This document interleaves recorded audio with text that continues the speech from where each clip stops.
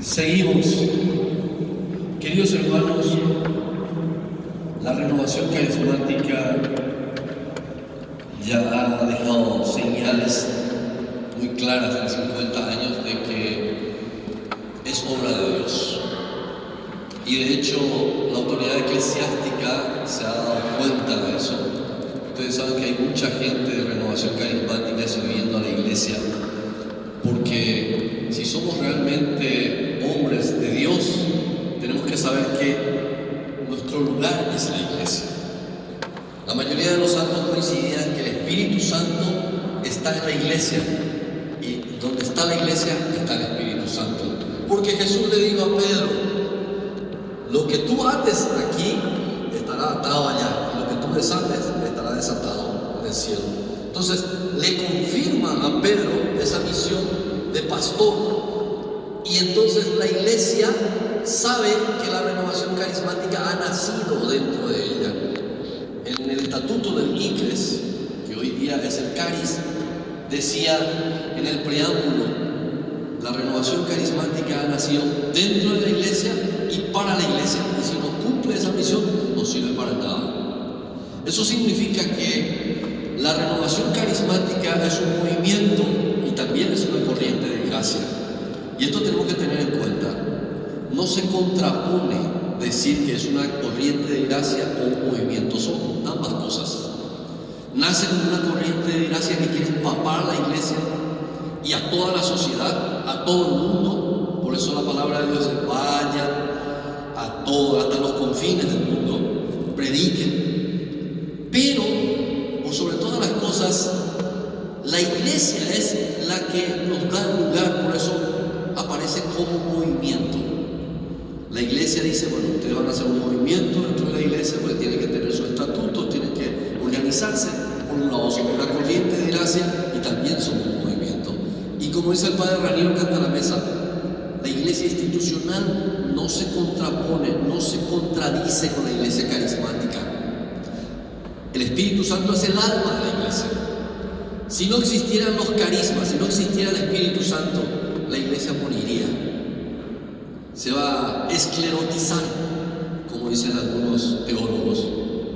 La iglesia es eminentemente carismática, pero también es institucional. Si la corriente de gracia no se canaliza, puede convertirse en una corriente de desgracia. Porque si todos fuéramos solo carismáticos y no tuviésemos alguien que nos enseñara, si no hubiesen pastores, sacerdotes, obispos que pusieran reglas, ustedes no se imaginan lo que esto sería. Un circo. Fíjense en Hechos de los Apóstoles, lean cuando algunos hijos de judíos, de rabinos, especialmente los hijos de Esebas, ven que Pablo utiliza el nombre de Jesús para liberar a los malos espíritus, o sea, a las personas que están poseídas por el mal, y ellos quieren hacer lo mismo. Y dice que se van y entran en una casa, y el espíritu maligno que estaba dentro del hombre les quita todo el vestido, les ata y les tira a la calle. Y entonces dice, desde ese momento la fama de Jesús corrió por todo el territorio de Galilea. ¿Por qué? Porque Jesús se manifestaba con poder en sus seguidores, en sus discípulos, no en cualquiera. Acá viene la relación de la renovación carismática con la iglesia. San Cipriano decía: ¿cómo puedes amarle a tu Padre Dios y aborrecer a tu Madre la iglesia? La iglesia ha sido instituida por Jesús. Y si nosotros queremos apartarnos de esta iglesia, evidentemente Jesús no va a estar con nosotros. Cualquiera puede estar, menos Jesús. Si yo me voy al yoga, ¿cómo voy a pretender que Jesús esté conmigo si yo me estoy yendo ya a una religión politeísta? Si yo me voy a practicar Reiki, el Reiki habla de una energía que fluye por todo el universo. ¿Y qué tiene de peligroso? Tiene una concepción panteísta. El término panteísmo viene del griego. Pan significa todo, teísmo, Dios. La energía que fluye es parte de Dios. Entonces supuestamente canalizan, le inician, porque ustedes no crean que el Reiki te dice que vas a agarrar la energía y entonces le sanas. No, tienes que hacer un curso de iniciación que sale caro, $100 el primer módulo, segundo 200 y así va subiendo de precio. No es que se te transmite la energía, y lo peligroso es que todo es Dios para ellos. Si la energía que fluye es parte de Dios, entonces esto es Dios, esto es Dios, el libro es Dios, yo soy Dios. Allí viene el gran peligro de la nueva era. Como decía un sacerdote, estamos jugando a ser dioses. Nada de eso tiene la renovación y tenemos que ir purificando eso. Como tampoco nada tiene de protestantismo. La renovación ha nacido en Estados Unidos en el año 1967 en un grupo ecuménico, pero eso no significa que yo sea mitad protestante y mitad católico. Mi iglesia es católica, apostólica, romana. Y una de las críticas fuertes que hacen estas cartas episcopales es un ecumenismo deformado. Creer que todo es igual, que allí la iglesia protestante es igual que la católica, entonces yo vengo a la iglesia católica, me voy también allá a los protestantes, y no me doy cuenta que la iglesia católica es una iglesia que va dejando sucesores de Pedro. Pedro fue el primer papa. Luego hay toda una lista de papas dentro de la iglesia. Los protestantes no tienen una sola autoridad. Y esto tenemos que tener en cuenta porque lamentablemente, especialmente en Buenos Aires, he encontrado un problema para distinguir lo que es católico y lo que es protestante. Están muy bien los encuentros ecuménicos, pero ya los obispos de Canadá y de Estados Unidos y de Puerto Rico advierten que un ecumenismo, si no tenemos una buena formación doctrinal, apologética, defensa de la fe, podemos ir a confundirnos más, a creer que en la iglesia protestante se enseña lo mismo que acá, que ocurre lo mismo, que la doctrina es la misma cosa. No, y le voy a dar un ejemplo. La interpretación bíblica. El Papa Benedicto XVI en su libro Jesús de Nazaret dice: el arma fundamental del anticristo va a ser la tergiversación bíblica. O sea, no es que el diablo, el anticristo, te va a prohibir que leas la Biblia, pero va a empezar a tergiversar la Biblia. ¿Acaso el diablo no le dijo a Jesús: la palabra de Dios dice que tus pies no tropezarán por ninguna piedra? Y empieza a utilizar la palabra de Dios, pero tergiversada. Te daré todas las cosas de este mundo si te postras delante de mí. Empieza la tentación, y eso es la tentación que vamos a tener siempre, de creer que todas las religiones somos iguales. Ustedes saben que la masonería, una asociación secreta que está agarrando casi todos los gobiernos del mundo, tanto de la Argentina, de Paraguay, los propios masones dicen que hay más de 26 senadores y diputados en el Parlamento que pertenecen a la masonería. Lo que hacen es, dicen que todas las religiones son iguales y que todos son bienvenidos a la masonería, pero que la masonería es paraconfesional, o sea, supraconfesional, está por encima de las religiones. Entonces ellos van adiestrándole a la gente de que todo es supuestamente igual, que no importa la religión que tengan, todos están bienvenidos. Un ejemplo nada más que nos diferencia a los protestantes: la interpretación bíblica. Si están tres protestantes y los tres dicen cosas diferentes de lo que está en la Biblia, ¿quién tiene razón?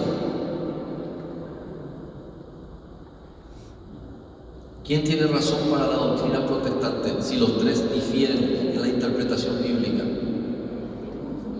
Los tres tienen razón. Los tres. ¿Por qué? Porque ellos tienen esa interpretación, la libre interpretación de la Biblia. Cada uno puede decir lo que se le antoja. Si hay tres católicos y los tres interpretan diferente la Biblia, ¿quién tiene razón? ¿Quién? ¿Cómo?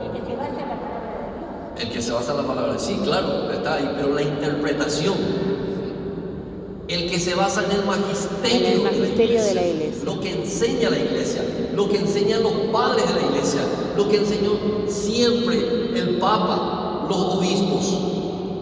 ¿Ustedes tienen catecismo católico en su casa? No me mientan, a mí me pueden mentir, pero a Dios. Levante su mano los que tienen catecismo católico. Muy bien, un aplauso fuerte. Ahora, quiero que levanten su mano los que leen ese catecismo católico por lo menos una vez al día. Algunos ya no. Le voy a contar un caso. Me fui a una ciudad de Paraguay que se llama Coronel Oviedo. Me invitaron para hablarle a los padres de confirmación. Y ustedes saben que para confirmar a nuestros hijos a veces lo único que queremos es que se vaya de vago, para que no moleste, se vaya a la confirmación. Y el otro lo único que quiere es que termine la confirmación. Entonces, generalmente los padres ni entendemos lo que va a ser la confirmación. Lo único que estamos buscando es un padrino rico que nos pueda dar de vez en cuando unos pesitos. Y al final yo me pasé hablando del catecismo católico, porque el catecismo católico es el que te enseña el significado de la confirmación. Tiene capítulos importantísimos. Yo llevé el catecismo que tiene una tapa amarilla y estaba siempre mencionando el catecismo católico, porque acá la iglesia nos enseña cómo interpretar la palabra de Dios. Es más, yo les suelo decir a los predicadores de la renovación, si usted va a preparar un tema, no solamente se base en la palabra de Dios, sino también el catecismo tiene que enriquecer la interpretación. Si yo me desvío de lo que dice el catecismo, voy a tener serios problemas con la jerarquía eclesial, porque puedo mal informar, mal enseñar. Pero si yo leo el catecismo, no me voy a equivocar, no voy a salirme de la doctrina católica. Después de todo eso salgo y una señora humilde se me acerca. Por lo visto a ella le abrió el apetito el tema del catecismo católico y me dice en guaraní. Yo sé que hay algunos paraguayos, voy a repetir en guaraní porque tiene un poco más de sabor. Hermano, y gusto increíble la área, pero para ella no coger a pedir libros a incluir cuando le pones eso. Hermano, estaba muy lindo todo lo que dijiste, pero ¿cómo es que se llama ese libro amarillo que tenías en la mano? Nunca en su vida vi un catecismo católico. Y ustedes ahora me van a dar la razón por qué hay tantos desvíos y exageraciones. Porque la gente quiere teléfono directo con Dios, no quiere leer. Voy a decir en guaraní y en español nuestro problema. Ya le dije a Juan, somos perezosos para leer. Porque resulta ser que mis compatriotas cuando se les habla en guaraní les entra más en la cabeza. Y entonces, hermanos, creemos que el Espíritu Santo actúa así. A ver, ¿qué dice el Espíritu Santo? 0981, hola. No es así. Los grandes autores dicen, para escribir un libro se necesita 10% de inspiración, pero 90% de transpiración. Y hay algunos carismáticos que creen que todo tiene que venir de arriba. No preparan ni su tema y se van a predicar. A ver qué dice hoy el Señor, abren su Biblia y ahí empiezan a decir disparates. Si yo soy un buen predicador, tengo que sudar, tengo que leer mañana, tarde y noche la palabra de Dios, el catecismo católico, las cartas pontificias, y no ir a improvisar. Un buen líder de la renovación tiene que estar preparado para el buen trabajo, como le dice San Pablo a Timoteo. Dedícate a tu trabajo. Pero algunos se van, total el Espíritu Santo me va a decir. Eso es un error tremendo. Hermanos, ya es tiempo de crecer. Escuchen lo que dice la Conferencia Episcopal Canadiense. En la primera década de la renovación ya decía esto. Para el éxito futuro del movimiento carismático, un elemento capital es la formación de dirigentes profundamente imbuidos de la doctrina de la Iglesia y de la Escritura, abiertos unos a otros y suficientemente maduros para compartir las responsabilidades. Una participación continua o exclusiva en grupos ecuménicos corre el riesgo de debilitar el sentido de la identidad católica. Si yo no tengo una buena formación doctrinal y me voy a alguna par constantemente ahí y creo que todo es igual que los protestantes, posiblemente en menos de un mes ya no voy a querer escucharle solamente al pastor protestante. Y voy a decir, sí, este predica mejor que mi cura. Cuando mi cura predica, todos nos dormimos. Cuando el pastor grita, nadie puede dormir. Dice que un día, no estamos hablando del cura de acá ni de ustedes, estamos hablando de otro cura, del Paraguay estamos hablando. Dice que una vez un chofer de un colectivo llega al cielo y un cura de la Iglesia Católica también llega al cielo. Y cuando va a entrar, San Pedro le ve al chofer del colectivo y le dice adelante. Entonces el cura dijo, bueno, si entra este chofer yo también voy a entrar. Y cuando iba a entrar él, le dice a San Pedro, no, usted no. Y yo, ¿por qué? Si yo fui cura de tal parroquia, yo estaba acá trabajando allá, le dijo todo su currículum a San Pedro. Y le dice a San Pedro, cuando usted hacía su homilía, la gente dormía. Cuando ese chofer del colectivo manejaba, todo el mundo rezaba su rosario. Hermanos, el Señor nos va a pedir cuentas. Si, más aún si nos dio carismas para servir a los demás, porque dice la palabra de Dios, al que más se le da, más se le va a exigir. Y si a mí me dio la posibilidad de enseñar, yo tengo que prepararme. No tengo que ser iluminado. Iluminado es aquel que cree que a cada rato el Señor le va a hablar. Hay señoras que dicen, yo le pregunto al Espíritu Santo si hoy voy a hacer tallarín o voy a hacer guiso de arroz. Para eso le dio un cerebro, señora. No muera con el cerebro 0 kilómetros, use su cabeza, porque hay dones ordinarios. El Señor te dio carismas que podés utilizar, y una de las cosas más bellas que el Señor nos regaló es la razón. Una señora me dijo una vez, yo tengo el don de profecías. Ah, sí. Cuando alguien te habla de sus dones, ya el que está haciendo propaganda de lo que Dios le regaló, el que te está diciendo, yo me levanto a las 5 de la mañana, rezo 3-4 rosarios, después me voy a tratar. Propaganda. La palabra de Dios dice, cuando ustedes oran, cierren la ventana, la puerta, no estén haciendo propaganda. Eso no quiere decir, chicos, voy a cerrar mi puerta porque ahora voy a rezar. Lo que la palabra de Dios quiere decir, no hagas propaganda de cuánto oras. La gente se tiene que dar cuenta por los frutos de que sos una persona orante. Si tanto orás, ya no vas a ser la bruja del 71. Vas a mejorar. Vas a ser la bruja del 70 o algo así. Pero vas a mejorar. Entonces, queridos hermanos, por los frutos nos vamos a dar cuenta si alguien es santo o no. No por la cantidad de oración que te dice que hace. Y entonces, acá nos está diciendo claramente que tenemos que formarnos si queremos que la renovación carismática sea algo fructífero para la iglesia. Y hay grupos de oración donde el coordinador se ha preparado, se ha formado, y por eso su grupo va creciendo. Pero la gente que solamente se va a un grupo para escuchar mensajes, ese grupo va a terminar. ¿Por qué? Porque Dios te puede dar mensajes, pero no es lo fundamental del grupo de oración. Incluso, hace poco vine a otra diócesis de Buenos Aires y me dijeron que hay ciertos grupos de oración que ahora ya no leen la palabra de Dios. Y quiero hacerles escuchar lo que dicen los obispos de la renovación carismática, cómo aprecian, admiran, que ha traído cosas muy importantes para la iglesia. Escuchen bien y luego voy a leerles lo que ellos dicen que tiene de negativo la renovación.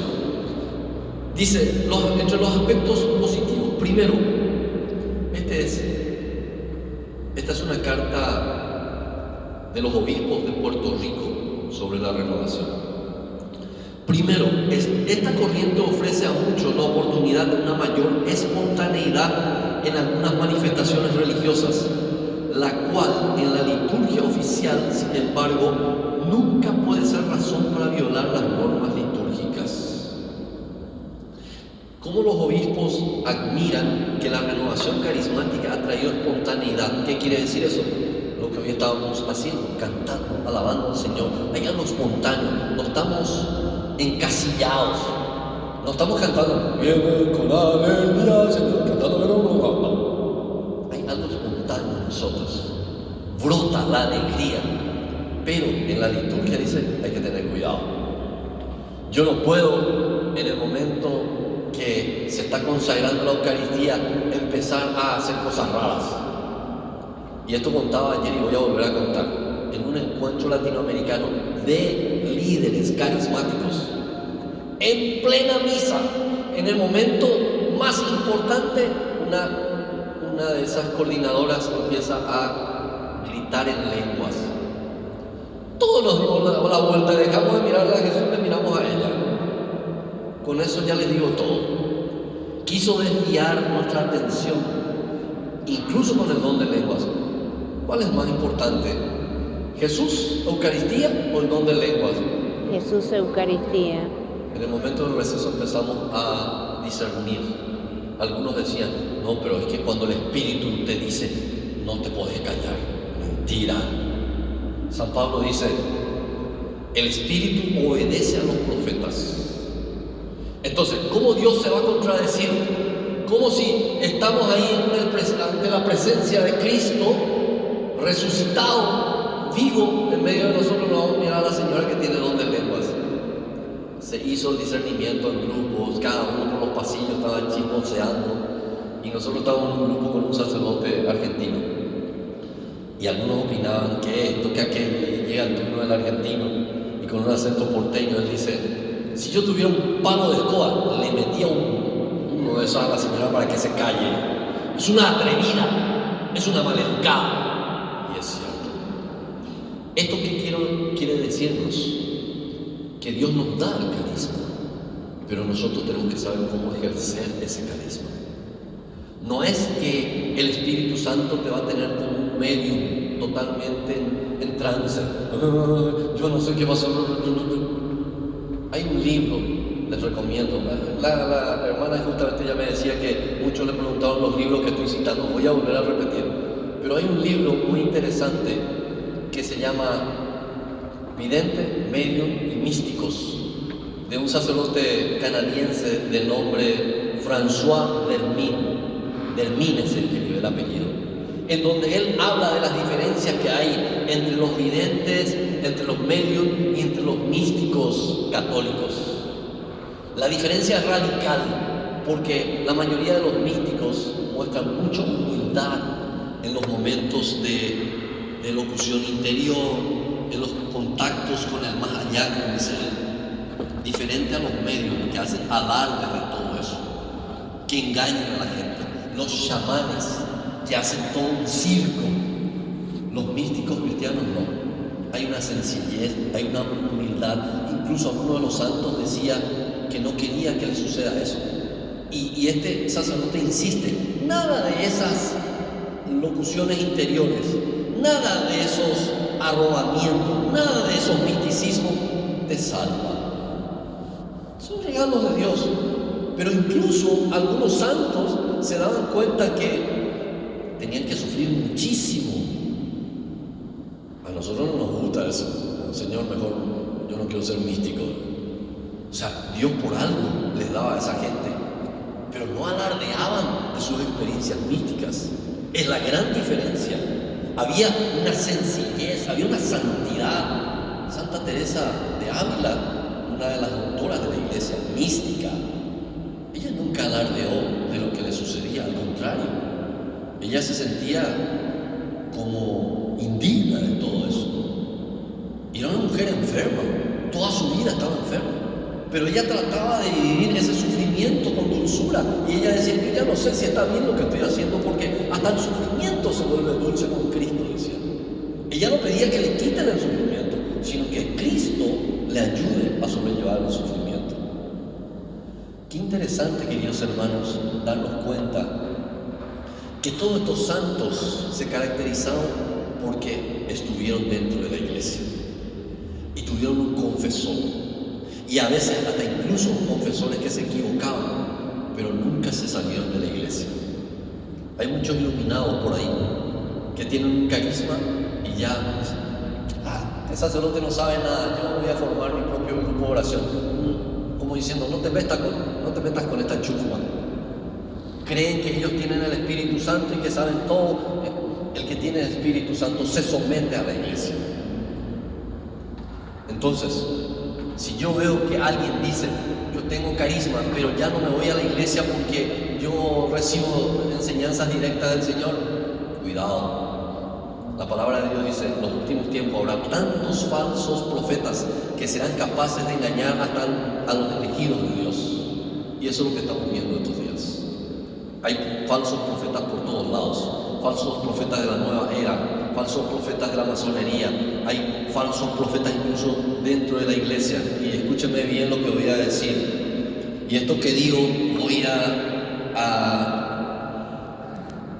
sostenerlo con la palabra de Dios.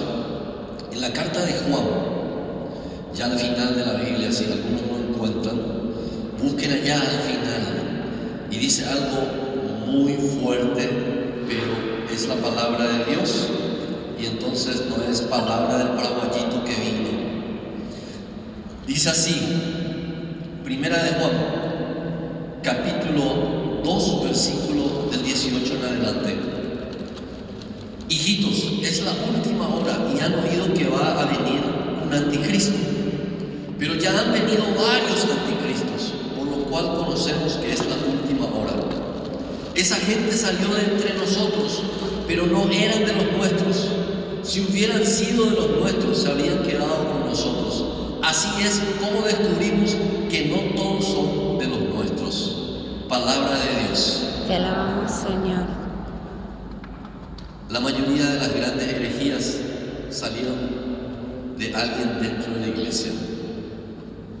El Papa Francisco, por ejemplo, dice, y esto llama la atención, en dos exhortaciones apostólicas, tanto en Evangelii Gaudium como en Gaudete et Exsultate, que hay dos errores actuales. Uno de ellos es el neognosticismo y otro el pelagianismo.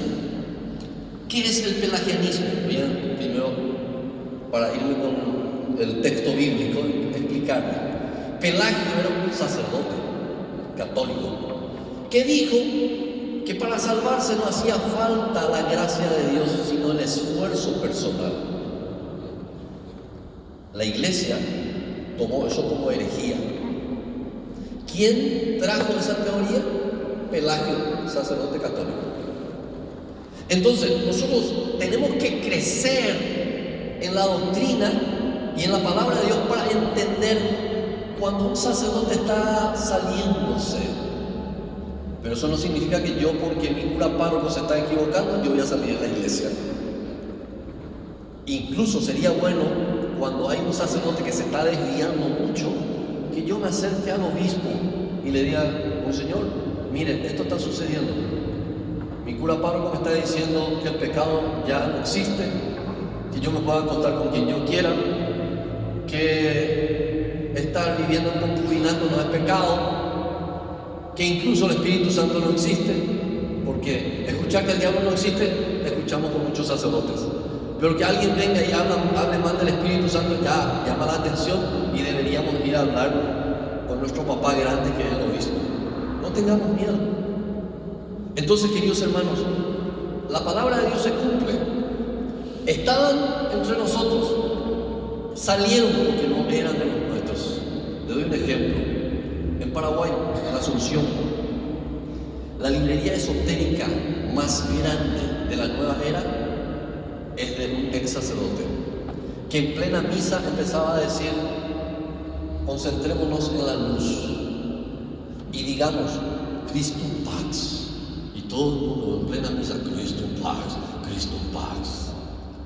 Hoy día él tiene un templo que se llama Christum Pax, totalmente apartado de la iglesia.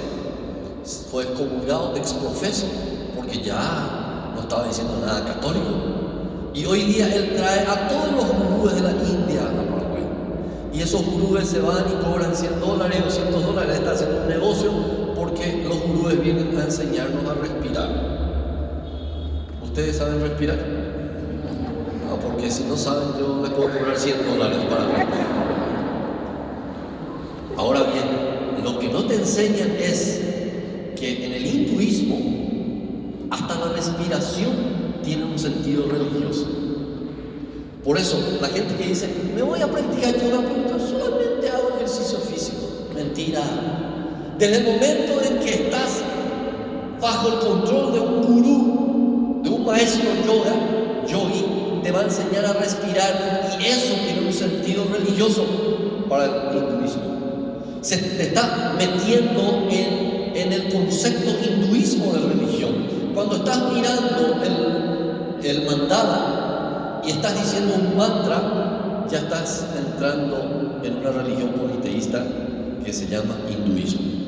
Entonces no me vengan con el cuento, yo hago solo ejercicio físico. Mentira. Pero la gente ignorante se va, y la gente que no quiere convertirse se va porque allá nadie le dice cambia de vida. ¿Cómo empezó la predicación de Juan el Bautista? Conviértanse. No dijo vamos a meditar. A ver chicos, Y Jesucristo empezó su predicación también diciendo el reino de Dios está cerca, cambien de vida.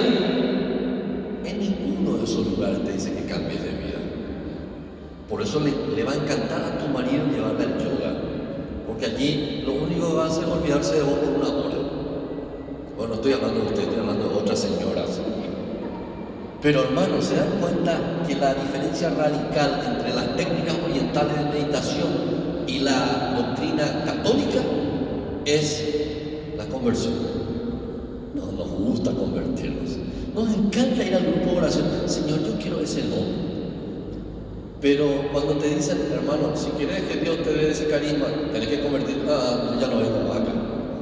Me voy a practicar Reiki, yoga, en cuanto aparezca por ahí, porque allí nadie me exige conversión. Pero hermanos, en la iglesia católica, apostólica, romana, sabemos que el primer paso para agradar a Dios es la conversión del corazón. Ya no es la circuncisión. ¿Ustedes saben lo que significa circuncisión? ¿Alguien me puede decir? Cuando los niños nacen, le hacen la circuncisión. Usted no me dice nada, porque me dice le hacen la circuncisión, al final no sé. Le voy a contar qué dijo una señora una vez. Estábamos dando un retiro en Paraná y estábamos leyendo constantemente el Antiguo Testamento, y ustedes saben que el Antiguo Testamento está lleno del tema de la circuncisión.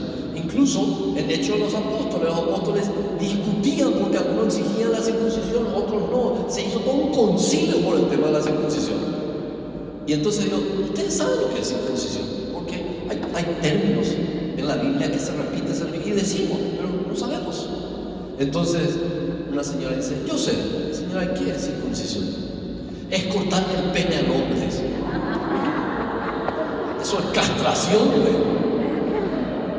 Imagínense que le llegan al marido para hacer circuncisión y le cortan.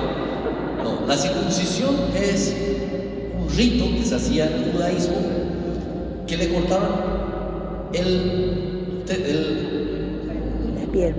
prepucio, que está sobre el glande. Es una piel que se hacía por dos motivos. Uno, por motivos religiosos, era la alianza con Dios, y por otro lado también servía para que se mantenga limpio.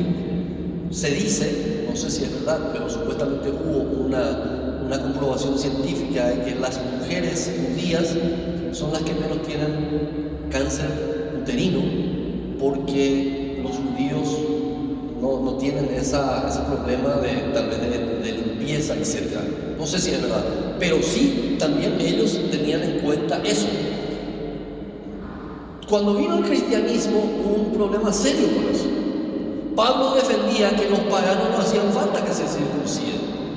Ahora bien, después del concilio se tomó en cuenta la enseñanza de Pablo. No hace falta que los paganos se circunciden para ser cristianos, pero el cristianismo exige algo más que eso. Exige la circuncisión del corazón. No es un mero rito ahora es el corazón, porque si el corazón está mal, todo está mal, decía Benedicto XVI. Hermanos, la conversión del corazón es lo que más nos pide el Señor, y la iglesia no se va a cansar de enseñar eso. Y allí está la sana doctrina, como dice San Pablo. Pasemos a otra enseñanza muy interesante que nos dicen estos obispos. ¿Qué es lo que ven en la renovación? Segundo, aumenta sensiblemente el fervor en la oración y en el testimonio. Ustedes saben que esto es precioso en la renovación.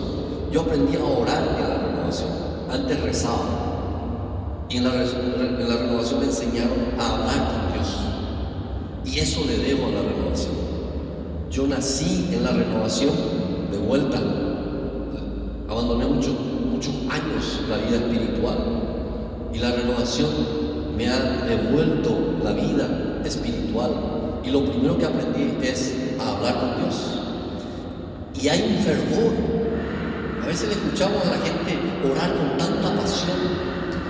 Y el tercero justamente se relaciona y dice: opera en muchos una genuina conversión y un mayor compromiso para con su prójimo y para con la iglesia. Esto es interesantísimo. El que entendió la conversión y dar testimonio de la grandeza de Dios sabe que tiene que permanecer en la iglesia.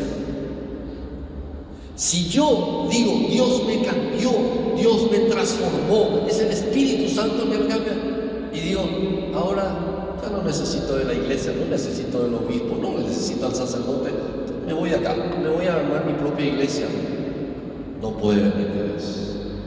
La palabra de Dios dice: no dividan a la iglesia, y si yo soy motivo de división, no puedo venir del Espíritu Santo de Dios. Entonces los obispos se dan cuenta que lo grande de la renovación es que hay un testimonio de vida. ¿Quién no tiene testimonio de vida en la renovación? ¿Quién no ha sentido un cambio en su vida? Un día fui a una ciudad allá en el fondo de Paraguay, en la frontera con la Argentina, es la diócesis de Itapúa, pero María Auxiliadora se llama la ciudad. Y vamos a empezar el seminario de vida y se me acerca un señor, me habla en guaraní, me dice: hermano, yo era un bandido. Ese término bandido se utiliza mucho en Paraguay para decir que yo fui desordenado, mujeriego, lo que sea.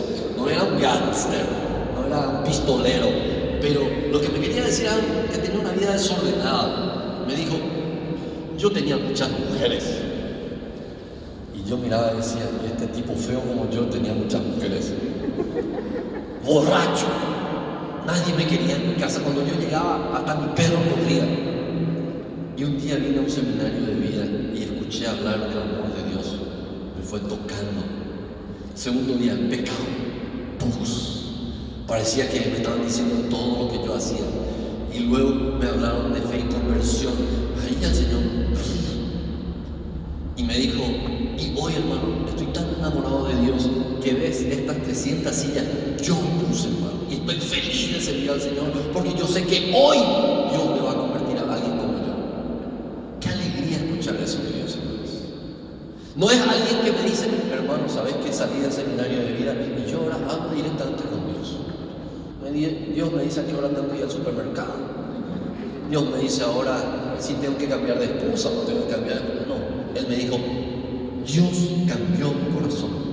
Y ahora llego a mi casa y todo el mundo está feliz, hasta mi perrito me recibe. Esa conversión es una circuncisión del corazón, queridos hermanos. Y eso es lo que importa. No importa que estés hablando todos los días con un ángel o con la Virgen María. Si tu vida no cambia, es un engaño del diablo. Así de sencillo. Y hay muchos carismáticos que andan viendo ángeles volando por allí y su vida no cambia. Son luces en la iglesia, en su grupo de oración, pero en su familia son, como decimos nosotros en Paraguay, lampión. Lampión es una cosita así chiquitita que te da luz. Ni velas somos. Entonces, si la gente va a dudar de la presencia del Espíritu Santo en tu vida. Y por eso vuelvo a repetir lo que decía el Padre Manuel Canta la Mesa, que los dones no son signos de santidad, los frutos sí. Nosotros tenemos en Paraguay una señora que tiene un don de lengua muy llamativo, muy lindo, hasta canta en lengua. Ora por los enfermos, a veces se sana, a veces no se sana, eso es normal. Pero tiene un carácter. Y mucha gente, cuando yo era coordinador nacional de la renovación, se acercaba y me decía, hermano, ¿por qué no le hablas a esa señora? Ella dice que habla en lengua, que tiene dones extraordinarios, pero es una intratable. Y yo le tenía que explicar, hermanos, ella tiene carisma del Señor, pero eso no significa que ella sea santa. Y lamentablemente nuestro antitestimonio de vida habla más fuerte que los carismas del Señor. Por eso San Pablo dice que la culpa de que los paganos no quieran saber nada de Dios es nuestra, porque damos antitestimonio de vida. Hablamos muy bien en lengua, oramos, pero en la casa nadie nos quiere escuchar, porque somos antitestimonio de vida. ¿Por qué están todos tan serios? No se enojen conmigo. Por eso tenemos que insistir. Los carismas no son señales de santidad, los frutos sí. ¿Cuáles son los frutos? Le voy a hacer una pregunta, si esto me responde, se van directo al cielo. ¿Cuántos cuántos frutos menciona San Pablo en su carta a los Gálatas? ¿A la una? ¿A las dos? ¿Alguien respondió que levante su mano? Que levante su mano, por favor. ¿Quién habló? Hermano, ¿cuánto? 9. Me veo con el cielo, hermano. Pero eso no significa que haya 9. Acá viene la segunda pregunta y más difícil. ¿Cuántos frutos menciona el catecismo católico? 12. Hermano, voy a estar en el cielo tranquilo nomás. 50. 50. Acá me están piloteando, me hace recordar de mi vida en la escuela. Hermanos, eso no significa realmente que haya 9, porque San Pablo en Gálatas dice 9, el catecismo católico dice 12. Eso significa que hay mucho más. Pero acá quiero hacer una observación. En la renovación carismática se habla mucho de los carismas, pero casi no se habla de los frutos. ¿Sí o no? ¿Alguna vez ustedes escucharon una catequesis de los frutos de la renovación carismática? Pero de carisma se habla todos los días. Y los carismas, repito, si no te llevan a los frutos, no sirven de nada, como dice Canta la Mesa. Es como un arbolito de Navidad que está lleno de cosas bonitas, pero cuando se utiliza todo se tira a la basura.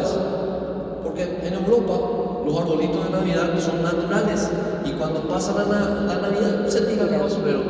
Ustedes saben que en Latinoamérica tenemos los artificiales y duran 10 años y 20 años y estamos usando el mismo, todo podrido, pero seguimos usando para ahorrar dinerito. Hermanos, los frutos dicen de la persona que son santas. A ver, ¿se acuerdan ustedes de alguno de los frutos? La bondad, la Ni alegría. siquiera sabemos. O sea, nosotros solamente queremos ser carismáticos, no queremos ser santos.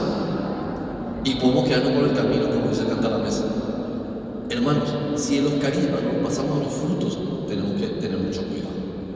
Si nos estamos dando frutos de amor, de caridad, de mansedumbre, de dominio propio, de templanza, incluso el catecismo menciona un término medio raro, dice longanimidad. ¿Saben lo que significa longanimidad? A ver, alguien que todavía no está en el cielo me puede decir qué significa longanimidad. ¿Se dan cuenta que ni siquiera saben y no nos interesa? Yo quiero el don de liberación, el don de lengua, quiero el don de sanación, Señor, para que todos se sanen. Y como dice el Papa, de repente estamos en la mundanidad espiritual, no queremos la gloria de Dios, sino nuestra propia gloria. La gente quiere tener esos carismas para que digan, ¡qué bueno ese Señor! Me tocó y ya me sané. Eso no es señal de santidad. Eso es un carisma al servicio de la iglesia que pone el Señor. Un día pregunté, ¿ustedes saben qué significa longanimidad? Y una señora, la única que levantó la mano, dijo, es larga vida. Y yo, no señor, eso es longevidad. Longanimidad significa paciencia en las pruebas. Entonces, hermanos, si yo quiero ser santo, tengo que producir frutos. Pero solamente si quiero ser carismático, me quedo con los carismas. Y eso no te va a llevar al cielo. Esos son los desvíos o las cosas que nos falta aprender para que podamos agradar a Dios. Por ejemplo, el carisma de la predicación. Y voy a recordar a un gran santo, San Francisco de Asís. Él decía, todo lo que yo tengo es de Dios. Los carismas, todo lo bueno que tengo es de Dios. Pero lo único mío que yo puedo darle a Dios es el sufrimiento. Eso es mío, decía. Entonces, si yo predico bien, es porque Dios me dio ese carisma. Pero eso no me lleva a la santidad. Yo tengo que producir frutos. Yo tengo que ser manso en mi casa. Tengo que agradar a mis hijos. Tengo que ser un papá coherente. Dios no me va a decir, ¿a dónde te fuiste a predicar? Vamos a ver si te salvas. ¿Te fuiste a tal parte? No, Dios no me va a preguntar eso. Me va a decir, ¿cuántos frutos me traes? Y acá hay algo lindo. ¿Se acuerdan ustedes en el Antiguo Testamento que había celebraciones y una de ellas fue la que hoy conocemos como Pentecostés? La gente tenía que llevar los primeros frutos de las cosechas. Cada uno llevaba su canastito al templo, las primicias, un poco de choclo, un poco de trigo, un poco de piña, un poco de todo. Esa era la ofrenda que llevaba. Hoy día, cuando venimos a Pentecostés, no vamos a traer ninguna canasta de fruta ni de verduras, pero el Señor te pregunta, a ver, ¿qué frutos del Espíritu estás trayendo? Mansedumbre, longanimidad, templanza. Qué bueno sería que cuando tu marido venga nervioso, te calmes. Allí sí tu marido se va a dar cuenta que sos una santa. Dice que dos señoras fueron junto a un santo, no recuerdo si era San Francisco de Sales, no recuerdo el santo, no importa, y le dicen, padrecito, ¿qué podemos hacer? Porque cuando nuestro marido se pone nervioso, nosotros le respondemos, no podemos callarnos. Y entonces el santo le dice, les voy a dar esta agua bendita. Cuando lleguen a la casa y su marido esté nervioso, pongan un trago en la boca y mantengan ahí. Cállense. Y cuando se les pase el nervio, traigan el agua. Hermanos, qué difícil es, ¿verdad? Especialmente los casados que estamos acá. Yo ya soy viudo, yo ya no me peleo más con mi esposa. A pesar que a veces parece que ella me dice algo desde el cielo. Pero qué difícil es que los frutos se vean en nosotros. Qué difícil es cuando el coordinador te dice, tranquilízate hermana, por favor no hables tanto. ¿Quién se cree este? Si yo tengo el Espíritu Santo. Ustedes saben que se dice mucho esto en la renovación de los principios, esto de que a veces oramos y decimos, Señor, ilumínalo o elimínalo. Le queremos eliminar al que piensa diferente a nosotros. Y en nuestro matrimonio es así. Y hermanos, el primero que tiene que darse cuenta que cambiaste es tu pareja, es tu esposo, es tu esposa, ¿sí o no? La señora, eso ya no nos gusta, ¿verdad? Dice que para despertarlo un poquitito ya le dejo para las preguntas. Esta tarde vamos a insistir con esto lindo que dicen los obispos, pero también hay aspectos negativos. Un día unos periodistas fueron a entrevistar a una pareja porque cumplían 40 años de casado. Y le preguntaron al marido si ellos se peleaban. No sé si utilizan ustedes el término, pero en Paraguay nosotros pelear decimos cuando discutimos, no es que nos metemos a trompar, sino pelear decimos, sí, nos agredimos a veces de palabras, somos intratables uno con el otro, etc. discutimos. Y dice el marido, no, en 40 años, después de casar, nunca. Y usted no se imagina, era una novedad. Al día siguiente viene un camarógrafo, canal de televisión, periodistas para entrevistarle al Señor, a preguntarle cómo hizo para vivir 40 años sin pelearse. Y el Señor dice, sencillo. Mi señora se crió con su papá, que era un campesino, un señor duro, agreste, un hombre que le enseñó a usar el caballo, el arma, etc.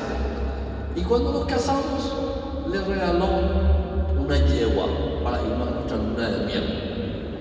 Y a la yegua le tiraba un carrito y nos fuimos a la luna de miel y 5 kilómetros el caballo, la yegua se tropezó, cayó. Y mi esposa le mira bien a la yegua y le dice, 1. Yo le miré, no entendía lo que pasaba. Seguimos, 5 kilómetros más, la yegua de vuelta, ¡pum!, se tropezó y cayó. Y ella dice, 2. Yo no entendía, pero a mi luna de miel yo estaba bueno, me cayeron. Cuando estaba por llegar al hotel, de vuelta por tercera vez, ¡pah!, se cae el caballo. Y ella quita una pistola, ¡pah, pah, pah! Le mata a la yegua. Y yo le digo, ¿qué hiciste? ¡Estás loca! Y ella me miró bien a los ojos y me dijo, 1. Desde esa vez nunca más peleamos. Nunca más, 40 años sin pelear. Claro. No se vayan a querer practicar con el marido o con la esposa esto.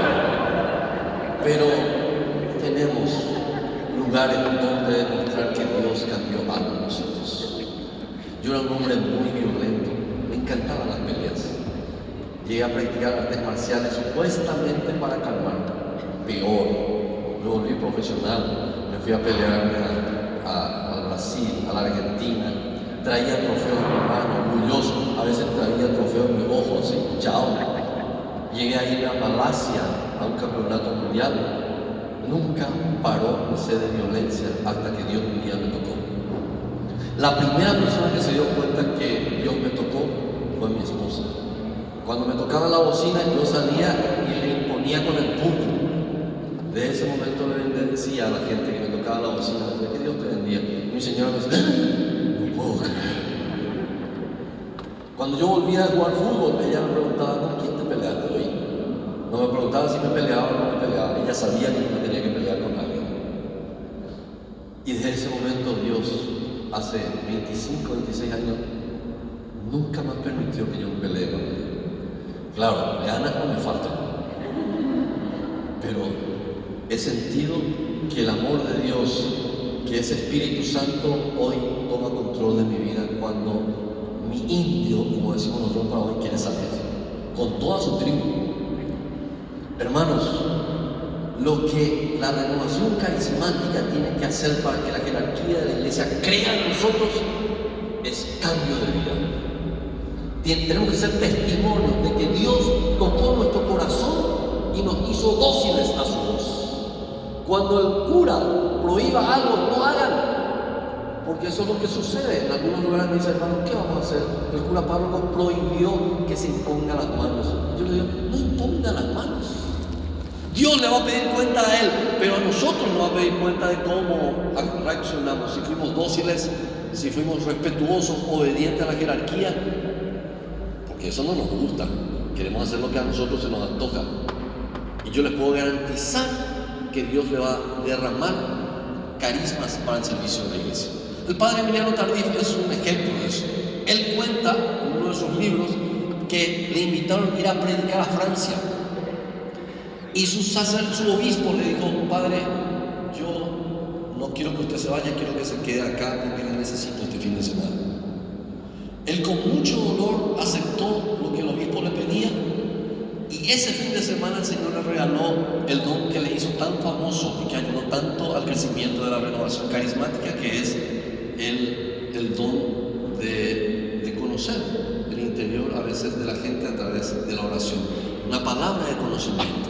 Él sabía a quién se sanaba, a quién le sanaba a Dios, a quién le estaba tocando. Y eso fue lo que le ayudó a predicar en casi todo el planeta. La obediencia a la jerarquía le ayudó a crecer y a hacer crecer a los demás. Es difícil, ¿verdad? Pero Dios nos pide, porque los santos fueron así. Ahora, si te dicen, ese cura no sabe nada, vení con nosotros acá a nuestro grupo de oración, nosotros no necesitamos ni siquiera ir a misa porque el Espíritu Santo nos habla constantemente. Cuidado, Dios no se contradice. Como si Jesús habló de una iglesia y que a la iglesia le iba a dejar su Espíritu Santo, hay otro Dios que le dice, no le hagas caso a la iglesia, acá nosotros vamos a formar nuestra propia iglesia. Y allí nos vamos a dar cuenta que el Espíritu Santo de Dios obra en la iglesia. Y todo el carisma que el Señor nos regala es para que esta iglesia se extienda, para que el reino de Dios vaya a dar frutos y frutos en abundancia. Pero vamos a dar con la iglesia y para la iglesia, y no de manera aislada. Amén. ¿Hay alguna pregunta sobre lo que estoy diciendo? Y algo que me olvidé, cuando hablaba de la imposición de manos, también el documento que mencioné hace rato, que es el documento de Malinas, Bruselas, si quieren anotarlo, que es la base teológica, la fundamentación teológica de la renovación carismática, que fue escrita a pedido del cardenal Suenen, y estuvieron grandes teólogos de la renovación. Habla de que la imposición de las manos de la renovación no es un sacramental, sino es un gesto de amor, y que hay que hacerlo con mucha prudencia. Entonces, cuando hay gente que empuja, cuando hay gente que hace cosas raras, claro, la palabra nos va a prohibir. Pero si hacemos de manera controlada, de manera ordenada, no creo que nadie le prohíbe. Pero tenemos que saber claramente que no es un sacramental como la imposición de manos que hace el obispo en la confirmación, sino es sencillamente un gesto de amor. Y si te prohíben, si viene la jerarquía de la prohibición, no hagas. Igual el Señor puede sanarle a alguien, ¿sí o no? A veces no me encanta que nos toquen, pero pídale a su marido que le toque, pero no insista. Como una vez en un encuentro como este, me bajo y después de haber contado unos testimonios, por lo visto la señora quería sanarse y me dice, hermano, tóquenme. Señora, por favor, no diga tan fuerte que su marido se puede poner celoso. Imagínense que tu esposa o que mi esposa diga, tóquenme, le diga a un extraño como yo. Suena un poco mal, ¿verdad? Entonces, queridos hermanos, si lo hacemos todo en unión a la jerarquía, si hacemos de acuerdo a la enseñanza de la palabra de Dios y del magisterio, no vamos a tener problemas con la jerarquía eclesial. Eso tenemos que mantener, el sano equilibrio, la sana doctrina que habla San Pablo, y les puedo garantizar que la renovación va a dar mucho más frutos de lo que ya ha dado. Amén. Si hay alguna pregunta, ya creo que están preparando el asado, en cualquier momento va a terminar. Antes de la oración, yo de vuelta quiero orar por los enfermos, por las personas que me pidieron oración por sus seres queridos que no vinieron, pero me gustaría que esto quede bien claro, porque después pueden ir y tergiversan lo que yo digo. Les voy a contar un ejemplo. En Paraguay, uno de los desvíos que más se nota en la renovación carismática y también en otros movimientos de tintes carismáticos, algunas comunidades carismáticas, es el paraclericalismo. ¿Qué es el paraclericalismo? Querer hacer lo mismo que el clérigo. Por ejemplo, hay gente que tiene un crucifijo más grande que el del obispo. Entonces, ellos bendicen el agua. ¿Eso un laico puede hacer? No. Si yo estoy dentro de la iglesia, tengo que respetar las normas de la iglesia. Y la bendición, la asignación, es algo propio del sacerdote, del consagrado. Entonces, la asignación es este gesto. Entonces, bendice el agua el sacerdote. Yo como laico no puedo hacerlo. Y hay personas que por falta de conocimiento hacen, entonces están cayendo en el paraclericalismo. Hay hermanos que le pasás la estola del cura y va a empezar a confesar. Le pasás el alba y te va a oficiar una misa. Eso es paraclericalismo. Nosotros los laicos tenemos que saber que somos laicos y que tenemos otra misión dentro de la iglesia. Quiero recordar lo que comentaba también ayer, en el caso de un laico como yo que estaba predicando, y cuando se baja una señora viejita le dice: Padrecito, qué bien predicó usted. Y le dice el laico: no señora, yo no soy sacerdote, yo soy laico. Y como lo escuchaba bien la señora, le dice: ¿qué padrecito? Y para que le entienda mejor le dice: tengo 3 hijos. Y la viejita le dice: ay, padrecito, ¿quién no comete errores en su vida? Entonces, el laico tiene su función, tiene su misión. No hace falta que haga lo que hace el sacerdote. Es más, el Papa Juan Pablo II escribió 2 cartas a motu propio que decía evitar la clericalización de los laicos y la laicización de los clérigos. Esto es un fenómeno que se da en Paraguay. Los laicos queremos ser sacerdotes y los sacerdotes quieren ser laicos. En Paraguay muchos sacerdotes ya no usan ni el clérigo, el cuellito esto. Entonces uno le ve y parece que no es ni sacerdote. Y el laico usa crucifijo, usa 3, 4 rosarios, y por ahí uno no funciona, el otro, y de diferentes colores, y hasta parece un bazar esotérico. Entonces, hermanos, nuestra espiritualidad no se nota con un crucifijo ni con 3 rosarios, se nota en tu vida, en los frutos que estás dando: caridad, templanza, benignidad, longanimidad y todo eso que cita San Pablo y el Catecismo Católico. Entonces eso es caer en una búsqueda de querer ser otra cosa. Y San Pablo dice: sirvan a Dios en el estado en que les llamó. Hay señoras que dicen: ay Señor, ¿cuándo se va a morir este marido mío? Ahí te voy a servir mejor. No hace falta que seas viuda para servir mejor al Señor.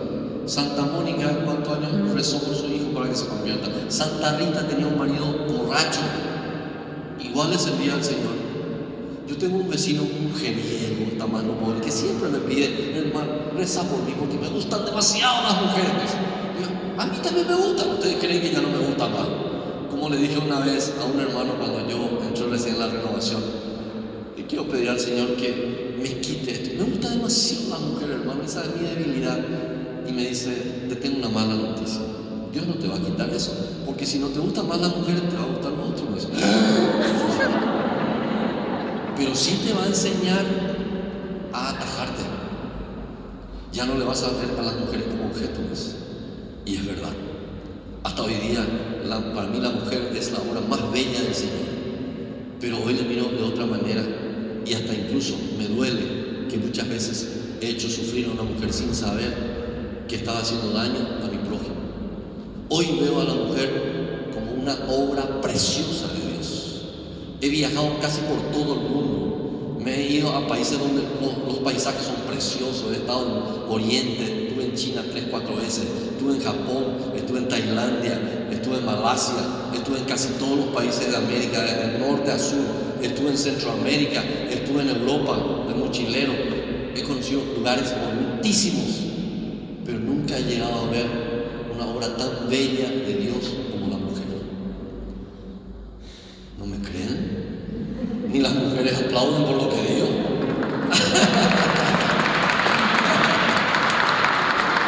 Entonces, hermanos, yo creo que lo primero que tenemos que hacer es demostrar en nuestra casa que Dios ha convertido en nuestro corazón. No porque te van a pegar un tiro, sino porque Dios circuncidó tu corazón. Si el corazón está limpio, todo está limpio. Y si el corazón está sucio, todo está sucio. ¿Hay alguna pregunta o hacemos la oración? ¿Hay alguna duda? Por favor, pregunten, no tengan miedo, estamos en familia. Porque generalmente digo esto, salgo allá y ahí empiezan las preguntas. Si hay algo muy privado, sí, pero si algo nos va a servir a aprender todos. ¿Cómo? Laicas. Usted tiene bautismo, usted es laica.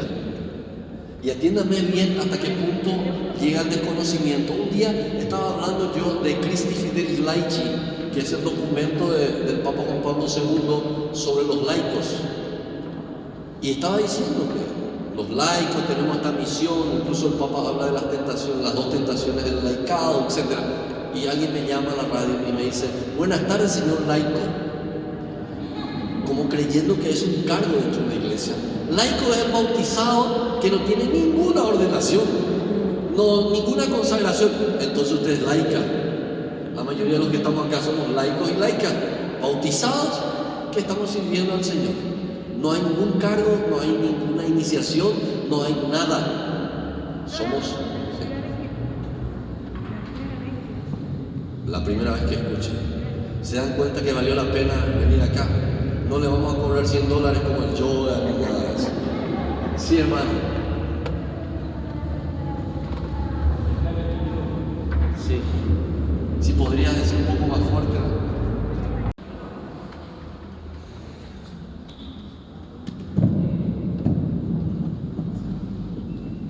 Hola, buenas tardes. Mi consulta es que nuestro sacerdote rechaza mucho la renovación, no lo quiere. Pero después de muchos años nos permitió tener un grupito de oración hace 2 meses más o menos en una camillita. Pero no nos deja hablar sobre el pecado y la palabra conversión y nada de eso.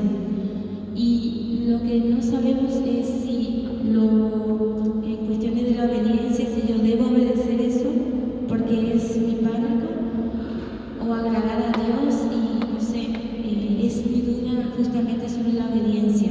¿Hasta qué punto yo puedo obedecer al sacerdote? Porque también el sacerdote, nuestro párroco, tiene muy buena relación con los obispos de la Arquidiócesis de Buenos Aires, que yo soy de Barracas. Y si bien a nosotros nos gustaría hacer una evangelización querigmática, el padre detesta el querigma, no nos deja hablar propiamente del querigma, pero quiere que hagamos una oración online del amor, de la misericordia, y es como que estamos sometidos a eso, y eso a mí me angustia porque van muchas personas que digamos es la primera vez que se están acercando en la parroquia, en una capilla, que quizás no tienen sacramentos y eso. La obediencia va hasta cierto límite, porque yo creo que si el cura párroco te dice: esta noche tienes que salir a bailar conmigo y por obediencia tienes que irte, yo no le voy a hacer caso, a no ser que seas tonto o tonta. Les voy a contar un caso, no dentro de la iglesia, pero una señora que fue junto a mí a la renovación carismática. Ella se fue junto al ex sacerdote que yo le estoy hablando, que hoy día es ya dueño de un templo, una secta que se llama Cristo Pax, y tiene la librería esotérica más grande de Asunción y tal vez de todo el Paraguay. Ella me dijo: hermano, yo me fui junto al ex padre fulano de tal. Ella ni me dijo ex, ahora que me acuerdo, me dijo junto al padre fulano de tal, pero ella sabía que ya no estaba en la iglesia. Y le conté mi problema, porque yo tuve un novio, y ese novio rompió conmigo, y desde aquella vez no puedo tener más novio, y ahora tengo como 45 años, no encuentro novio. Y fui a contarle este problema, esta situación, y él me dijo: se te hizo una atadura, y para liberarte yo tengo que tener relación sexual contigo. Y yo le miré así: ¿y usted qué hizo? Y le hice caso. O era tonta o era muy viva. Entonces ese tipo de cosas ya no se puede obedecer. Cuando se sale del marco de la enseñanza bíblica y eclesiástica, entonces ya pierde la autoridad. Y acá quiero ordenar bien lo que voy a decir. El que da autoridad, ¿quién es? El de arriba, ¿verdad? ¿Quién le dio autoridad a Jesucristo? El de arriba. Él siempre decía: no hablo por mí mismo, hablo por el que me envió. Él le dio la autoridad. ¿Quién le dio autoridad a Pedro y a los apóstoles? Jesús. Yo les envío. ¿Quién le dio autoridad a Pedro, el primer papa? Jesús. ¿Quién le dio al siguiente papa? La iglesia. O sea, alguien siempre que de arriba te da autoridad. Ahora bien, voy a hacer una comparación con la familia. ¿Quién es cabeza del hogar?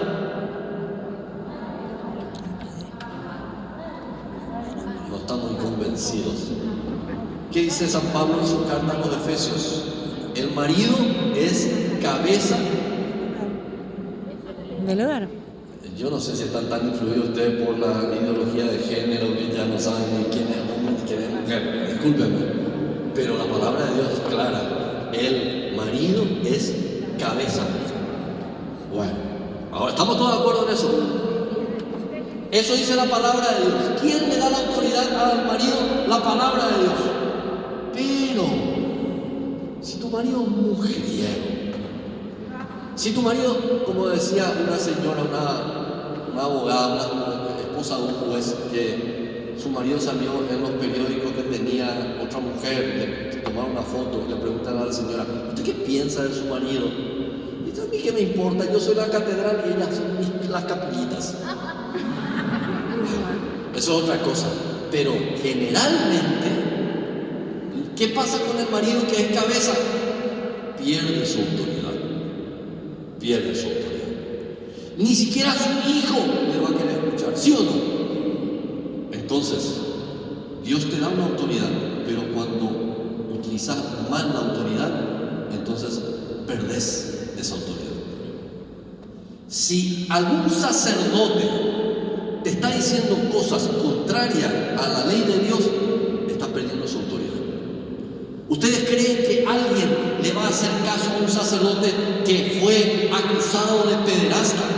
¿Ustedes creen que le van a enviar a su hijo a la catequesis cuando saben que ese sacerdote abusó del niño? Pregunto.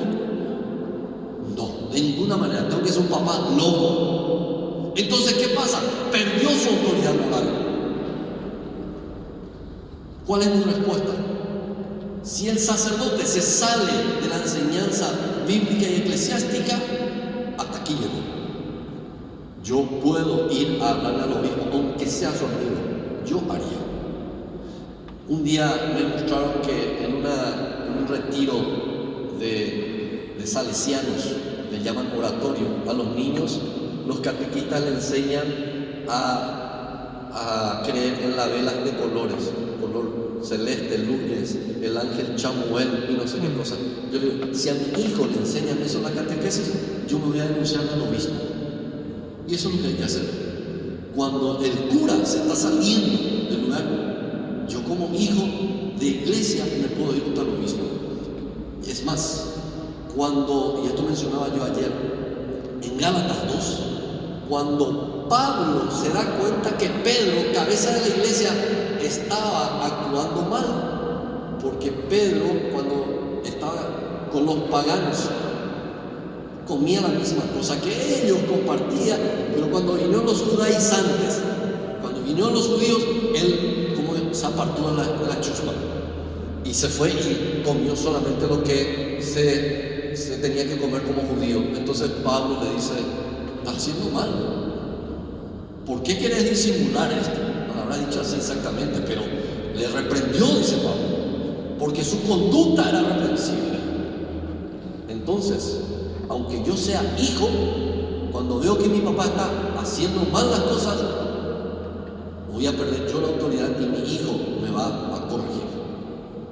¿Sí o no? Si yo soy un mujeriego y mi hijo viene y me dice: papá, le estás faltando a mi mamá, ya no soy un buen padre, ¿qué le voy a decir? No tengo nada que decir. Perdí toda autoridad. Ni el perrito de mi casa me va a hacer caso. Entonces, hermana, mi respuesta es esta: si tu cura párroco se está desviando, ¿por qué? Si no quiere que anuncie el querigma, si no quiere que se hable del pecado, y si se está saliendo del marco de la enseñanza de la iglesia, entonces hay que golpear la puerta del obispo. Monseñor, ¿acá quién está errado? ¿El cura o yo? Y como hijo de la iglesia, no tengamos miedo de hacerlo. De hecho, el Papa se está abriendo y está diciendo: denuncien. Hace poco una laica, igual que nosotros, le habló a casi 93 obispos. Les invito a que escuchen lo que dice esta mujer al Papa y a todos los obispos. No sé si ustedes habrán escuchado, se llama Valeria Taraski o algo así. Bueno, me voy a acordar y después lo voy a decir. Si tienen tiempo, ustedes usan su celular de vez en cuando. Si tienen tiempo, entren en YouTube y pongan reunión de los obispos con el Papa sobre abusos. Ella habla en nombre del laicado, es periodista. Ustedes no se imaginan cómo le da con caño a los obispos, pero no dice nada fuera de lugar. Entonces, queridos hermanos, este es el tiempo del laicado, como dice el Padre Ramiro Canta la Mesa. Ya no podemos quedarnos con los brazos cruzados, que el Papa haga todo, que los sacerdotes hagan todo. Y yo, tranquilo, acá tengo muchos carismas, no voy a mirar en el espejo. Los carismas no son para quedarte quieto. Los carismas no son para mirarte en el espejo, sino para servir a la iglesia de Jesucristo.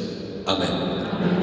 Vamos a hacer una breve oración y ya vamos a comer el asado que ya lo están preparando. Si allá alguien se animó a levantar la mano. Sí, hermano. ¿Cómo? Dice la palabra de Dios: si tu hermano ha pecado contra ti, anda y habla con él. Si te escucha, ganarás un amigo. Si no te escucha, lleva 2 testigos contigo. Si no te escucha, dilo delante de toda la asamblea. Entonces uno va pasando de etapa en etapa hasta llegar al obispo. Si no te escucha el obispo, posiblemente te tengas que ir a Roma junto a Pancho. Es una broma, pero digo, hay canales. El Papa ha respondido cartas a cualquier laico como nosotros. El Papa es el primer preocupado que termine esta tiranía de ciertos sacerdotes. Él dice, la parroquia no tiene que ser como una aduana que se le está controlando a todos. Él dice, los laicos son iguales hijos de Dios que los sacerdotes. Somos iguales en dignidad, dice. Solo hay diferentes funciones. Unos laicos, otros sacerdotes, otros obispos. Si Él está diciéndonos eso, nos está diciendo que nosotros los laicos también somos hijos amados de Dios. Porque a veces nosotros no queremos ni rezar. Padrecito, rece por mí porque usted está más cerca de Dios. Todos le echamos la culpa al sacerdote. Y parece que nosotros somos hijos inservibles. Pregunto a ustedes, las madres que están acá, porque uno de tus hijos es doctor y el otro zapatero, ¿le amas más al doctor que al zapatero? Entonces, ¿ustedes creen que Dios no nos ama porque somos laicos? Pregunto, ¿Dios nos ama también a nosotros? Entonces, somos dignos hijos de Dios y tenemos que hacer valer eso. No somos los olvidados de Dios, somos hijos muy amados de Dios. Y hoy la iglesia nos exige a que tomemos en serio nuestro compromiso de laicos. Amén. Amén. Señor, te damos gracias por este momento, te damos gracias por el don de la vida y te pedimos que nos ayudes a amar cada día más a tu iglesia y a decir la verdad sin ningún temor. Que tu Espíritu Santo nos dé espíritu de valentía, coraje para enfrentar los errores que se dan en nuestra comunidad. Te pedimos por Jesucristo nuestro Señor. Amén. Amén.